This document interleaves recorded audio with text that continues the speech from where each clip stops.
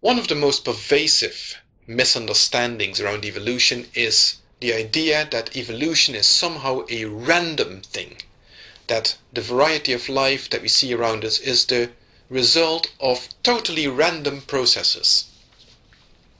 And that is of course not true, but creationists, who for incomprehensible reasons insist on opposing the idea that life on this planet has been evolving, they like to capitalize on this confusion that exists by presenting imagery that is designed to compound this confusion, to compound the confusion that exists in the population as a large, who don't have the basic information at their disposal to understand what sort of a process evolution really is. And that is why creationists can get away with presenting imagery like the famous whirlwind in a junkyard image, where a whirlwind blows through a junkyard, picks up random bits of junk and assembles a Boeing 747. And the creationist likes to present that as an allegory, as a metaphor for what evolution actually is. Of course it isn't. But what sort of a metaphor could we put in its place? What sort of a metaphor could we present that will help somebody understand the type of process at the broadest, highest sort of level of understanding, the basic sort of process that we're dealing with when we're talking about evolution? And I thought that maybe a good way of explaining this is to look at evolution as if you're looking at the story of a person's life. You're looking at a person when they're starting out, when they're being born, and now, in my case 45 years later, here we are, and how did we get here?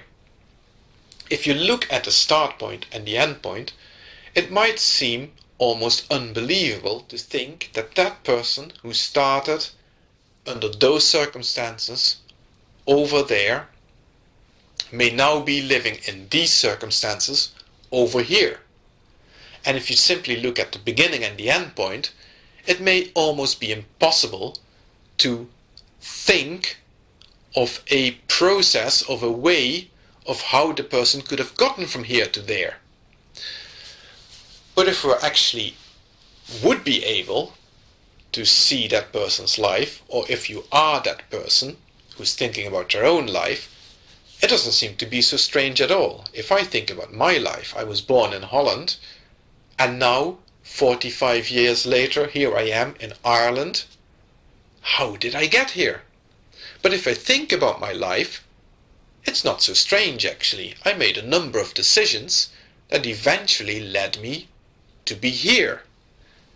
I decided, for example, to go to a certain school, to go to a certain university.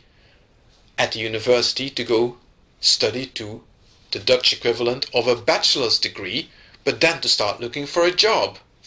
I worked for a company that became affiliated with a company in the UK. I went over to the UK because I wanted to learn something about all these new products. Then things in the company at Holland didn't go so well, and I really enjoyed myself in the UK. They really liked what I was doing. They offered me a job and I said yes. Then I met this girl who happens to be Irish and who always wanted to go home. Then when she did go home, I decided to go with her. We decided to get married.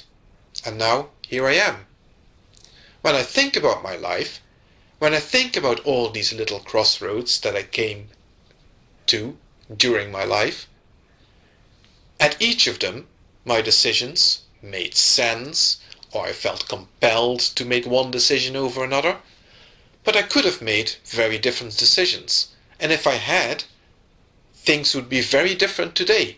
I could still be in Holland.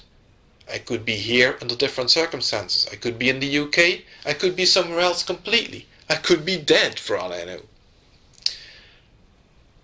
But, looking at my life, there's nothing during my life, no point at none of these crossroads where something extraordinary happened, something inexplicable. It's all quite mundane, to be perfectly honest with you. And that's just to get me from Holland to Ireland over 45 years' time during one human lifetime. When we're looking at the story of life as a whole on this planet, every little organism, from the first single-celled organisms to all the animals that live today, all the plants, all the single-celled organisms that still live today, and so on.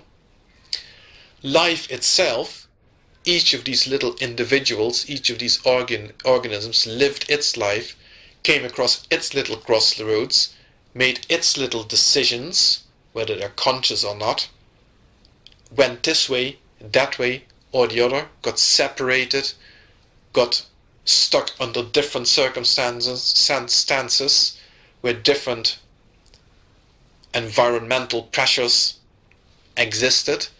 And so over time, each of these things, each of these organisms, each of these individuals did what it had to do, did what it was compelled to do, did later on, when consciousness arose, did what it wanted to do, and now here we are. And it all makes perfect sense.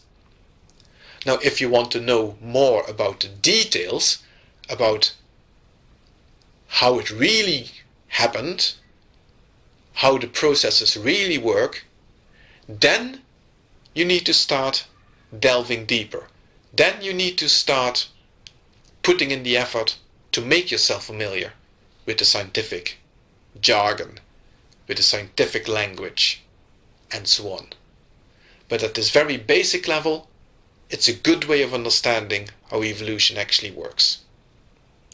Start on that basis and then see if you still find evolution this hard to understand.